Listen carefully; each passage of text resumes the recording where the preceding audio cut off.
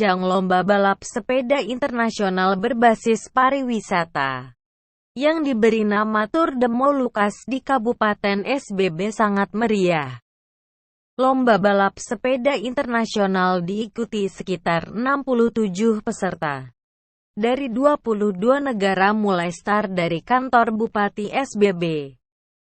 Masyarakat Seram bagian barat menyambut dengan penuh antusias, di mana para pegawai kantor bupati dan masyarakat berkumpul dengan membuat pagar hidup oleh para siswa-siswi SD, SLTP dan SMU dengan melambaikan bendera berbagai negara saat menyambut peserta Tour de Molucas.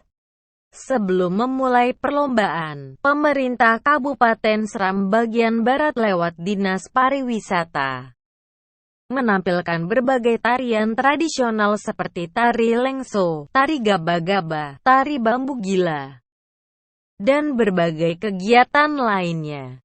Dalam ajang perlombaan tersebut, para pebalap sepeda akan melalui 5 etape yang berjarak total 714 km. Dengan melalui 3 kabupaten di Pulau Seram, di antaranya Kabupaten Seram bagian barat, Maluku Tengah, Seram bagian timur dan Kota Ambon yang merupakan etape terakhir. Rute lomba balap sepeda internasional Tour de Molucas di Pulau Seram dijadwalkan mulai 18 hingga tanggal 22 September tahun 2017 dari etape 1, yakni Piru, Ibu Kota Kabupaten Seram bagian barat menuju Masohi, Ibu Kota Kabupaten Maluku Tengah.